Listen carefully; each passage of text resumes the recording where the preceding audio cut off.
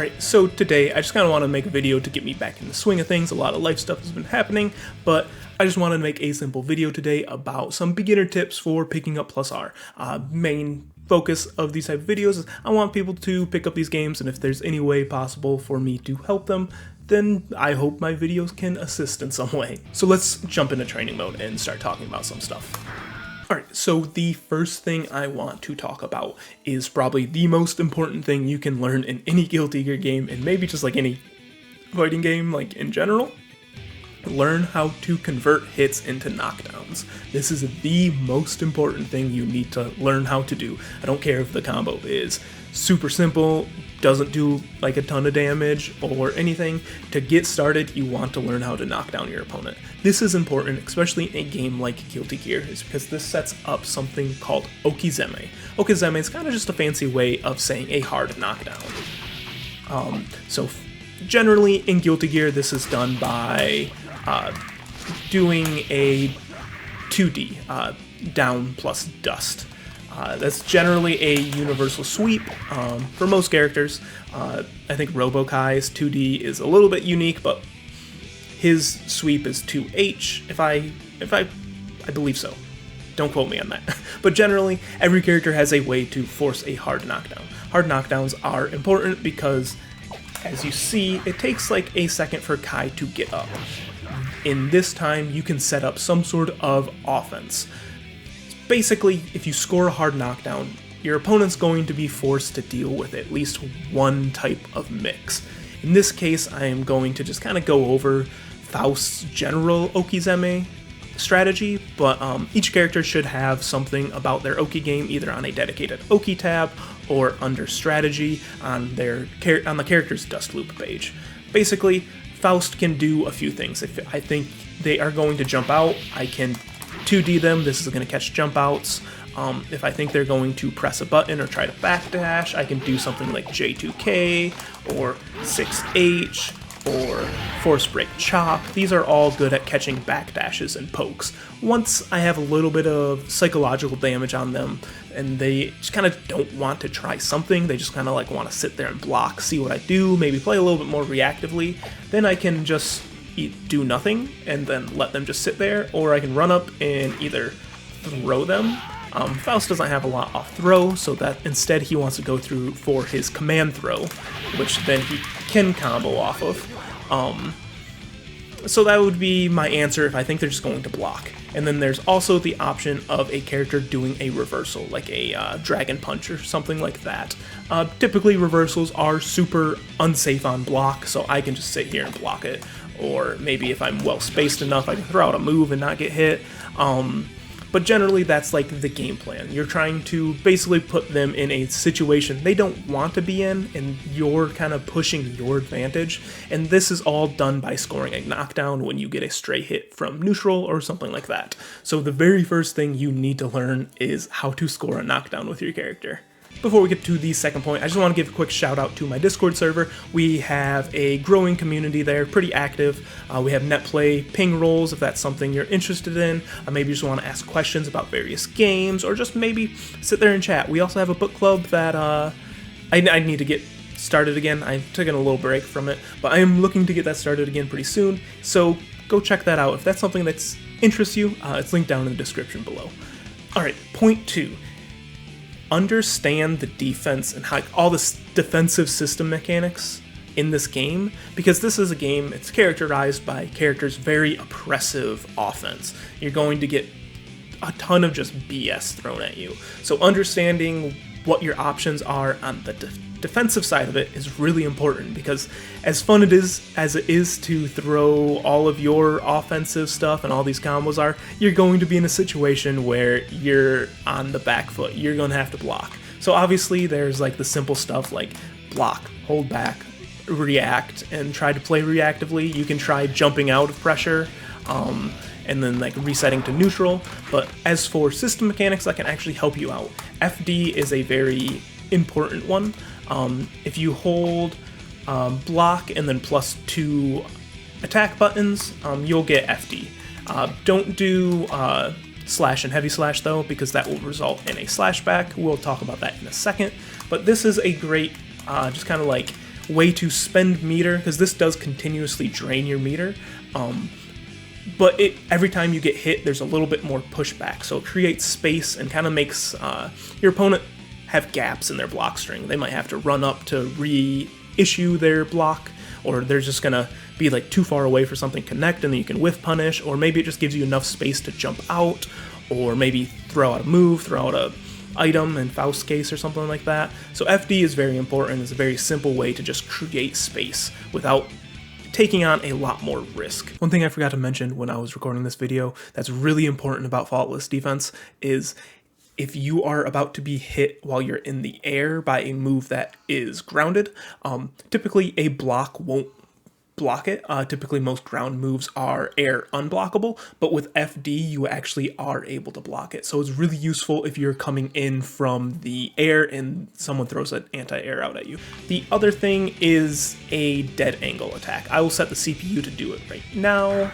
Okay, so next is a dead angle attack. This can be performed during block stun, and it's inputted by pressing forward and 2 attack buttons. This is a universal guard cancel. Basically, this is a great get off me option that you can use for 50 meter. So I set the CPU to do it here. Basically, blocks my move and has a move that comes out. It doesn't do a lot of damage. Typically, you can't really combo off of it. So it's kind of just like, hey, I need to reset neutral. I don't really have another option. Great, just if you're just feeling overwhelmed and you want to make space, go for a dead angle attack. But be careful, these can be like baited out. Let's see if I can get the... So yeah, I can just like do a poke and then punish accordingly. So these can be baited out. So be careful with it, but it is a good move to use.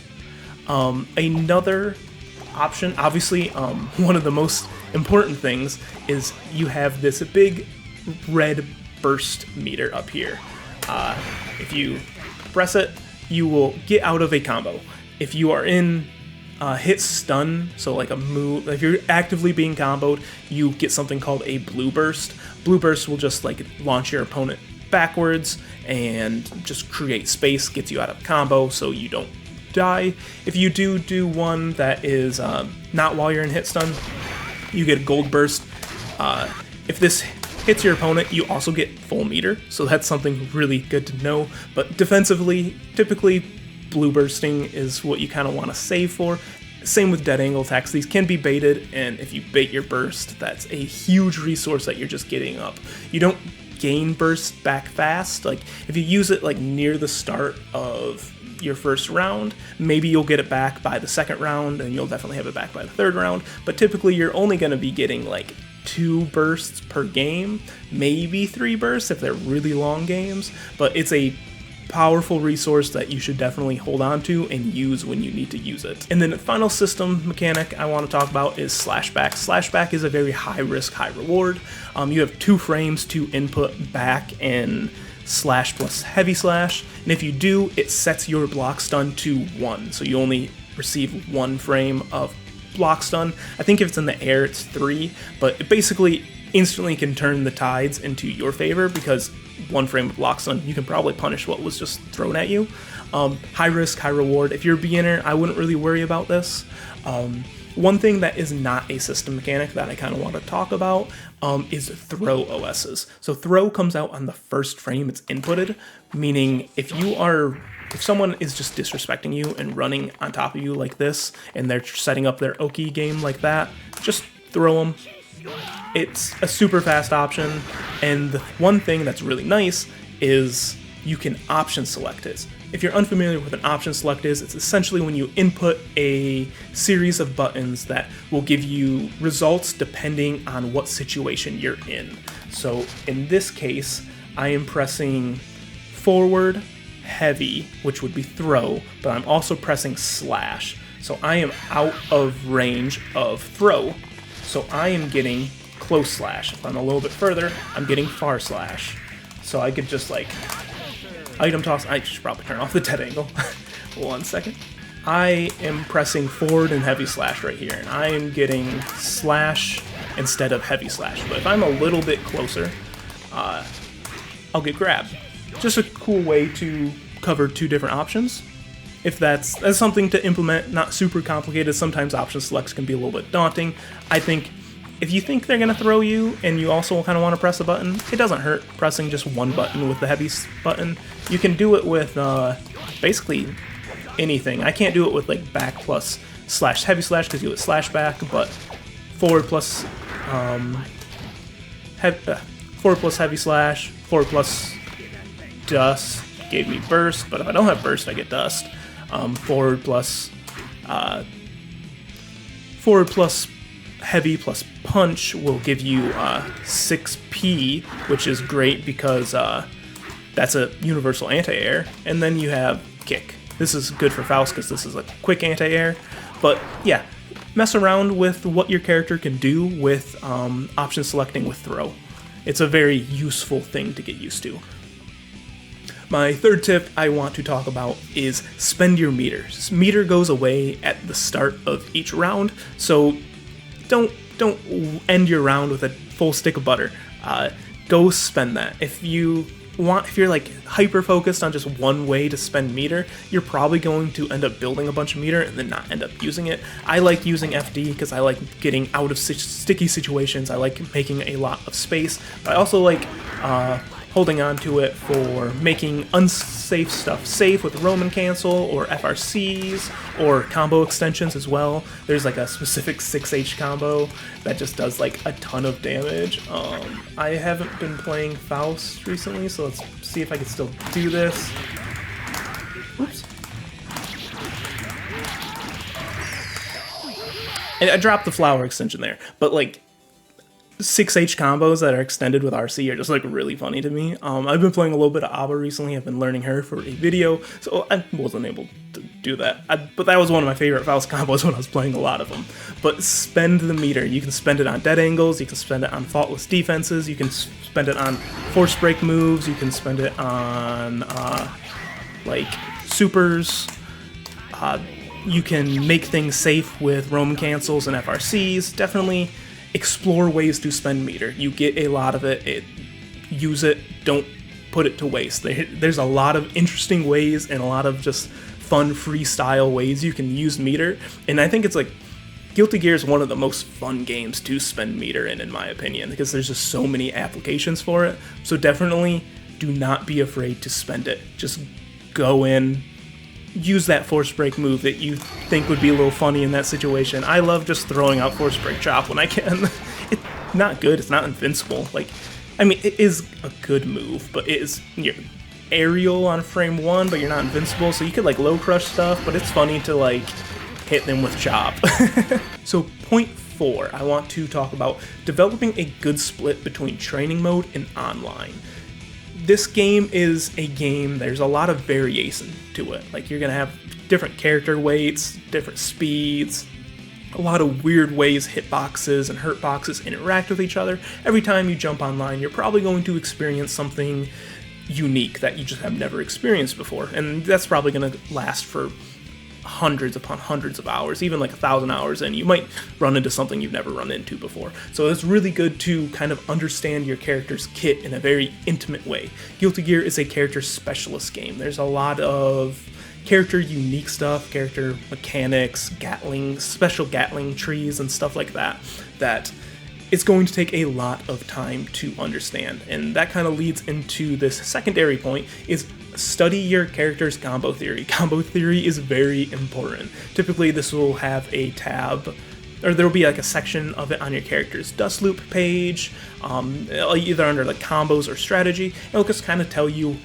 what your character's looking for, instead of just like, hey, you should do 2k into slash into dust. It will give you like a more like broad understanding of your character. Like, hey, you landed a move, you should probably try to combo into a heavy move. If you combo into heavy move, you can combo into pogo. Or if there's too much space, you will want to item toss, and kind of just like gives you like a general game plan.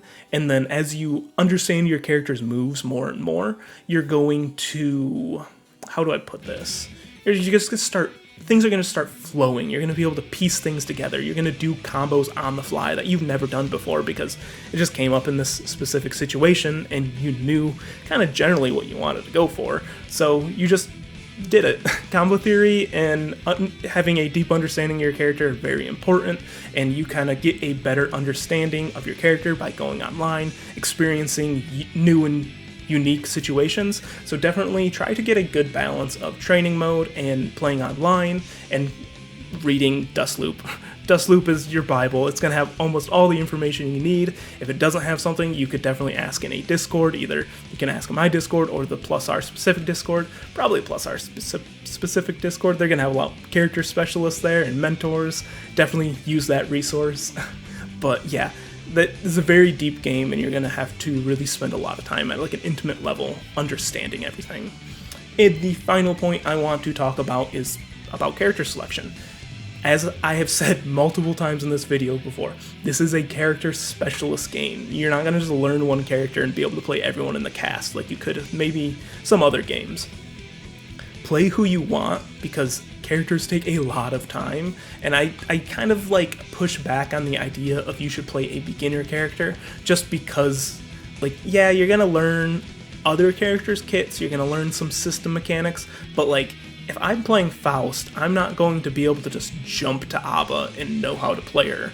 It's a big learning jump. Like, it's taking me a lot of time to learn more than one character in this game. If you are dead set on learning like a beginner character, I would say just go with Soul. Soul kind of just plays Guilty Gear on like a really like fundamental level. He's a little bit of a bruiser, but he's got, he's got Gunflame that interacts with FRC, he's got good combo extensions, off Roman cancel, he has Dust Loops, he's got Invincible reversal, he's just got a lot of just like peak Guilty Gear. He's just like Mr. Guilty Gear, he's just raw, unkept energy. Soul is a lot of fun just to run around and hit buttons with. So if you just kind of like want to get the feel for Guilty Gear, definitely pick up Soul, hit some buttons with them, see if you like them. If you want to learn more with them, go for it. I think you should really just stick to the character you really like, because getting good at this game takes a lot of hours, and I don't want you to dump that time into a character that you don't really enjoy. Just play who you want. But that's basically all I have to say today. If you like this sort of content, make sure to like, subscribe. It really helps out the channel a ton. If you have any further questions, make sure to reach out to me on Discord, or DM on Discord, or join my server and ask in there. As always, have a good rest of the day and keep playing fighting games.